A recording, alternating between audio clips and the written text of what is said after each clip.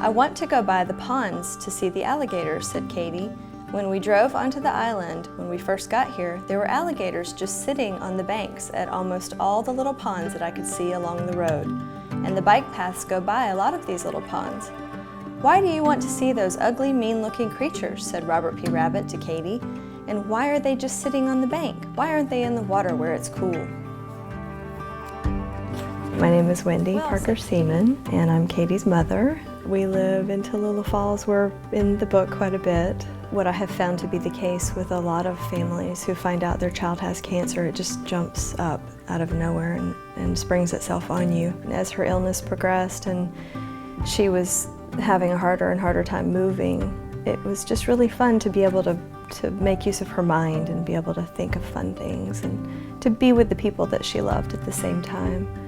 I almost feel like that's a gift that he gave her that was more precious than anything. I'm Granddad, the author of the book, Katie, Will, and the Global Detectives. My granddaughter Katie was diagnosed with a brain tumor. So I would read stories to Katie. And I noticed after a while that the stories would sometimes make her sad, that she couldn't do what the children in the stories were doing. She'd say, "Oh, Granddad, I wish I could go hiking like those children are doing, or I wish I could ride horses like that child's doing." And so I began to tell her stories rather than reading her stories. And we made up an imaginary rabbit named Robert P. Rabbit, and she and Robert P. Rabbit would have all of these adventures. We could go on for hours talking about what she and Robert P. Rabbit would be doing. She thought that was the funniest thing, and she loved it. And you know, a couple of I think in one chapter she's skiing. She has special skis.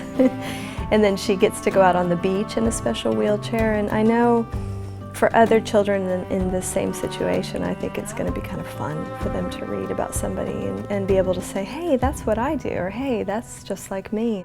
Later on, a friend of mine that knew about my storytelling asked me if I would write the stories down in a book, and I said, "Yeah, I'd be glad to do it." He said if I would do it, he would publish them. There's so many stories, though, that he sort of had to stop me at page 225, thinking the book might be getting a little bit long, and that's what prompted us to feel like we ought to write book 2 and book 3. And that's where the rest of the stories will be. Our goal is to give away the books to hospitals and doctors' offices. Anybody that deals with children who are fighting illness. We don't want the hospitals to have to pay anything. We don't want the children who get the books to have to pay anything.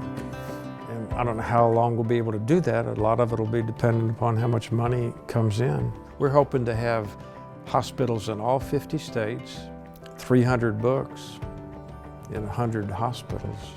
That's 30,000 books. That's how many we want to distribute the first year. If you want to make a donation, go on the robertprabbit.com website, hit the donate button. Let us know who you want to sponsor, what group you would like books to go to. If you or someone you know might be interested in helping us get these books to the local hospital where you live so that they're available for those kids, contact us, let us know how many books you want, where you want them to go, and we will make it happen.